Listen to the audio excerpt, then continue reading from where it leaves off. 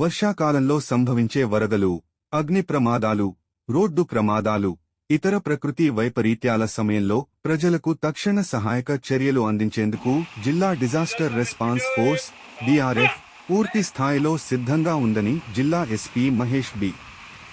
గితే తెలిపారు. వేములవాడ పట్టణ పరిధిలోని నాంపెళ్లి గ్రామ చెరువులో బుధవారం నిర్వహించిన మాక్ రెస్క్యూ శిక్షణ కార్యక్రమంలో ఎస్పీ పాల్గొని సహాయక చర్యలను ప్రత్యక్షంగా పరిశీలించారు.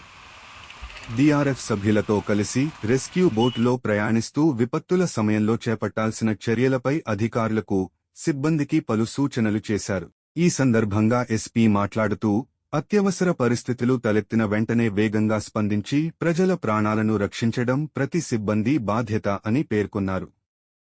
వర్షాకాలంలో జిల్లా ప్రజలు అప్రమత్తంగా ఉండాలని సూచిస్తూ, ఎలాంటి విపత్తు సంభవించినా జిల్లా పోలీసులతో పాటు డిఆర్ఎఫ్ బృందం 24 గంటలు అందుబాటులో ఉండి సహాయక చర్యలు చేపడుతుందని తెలిపారు.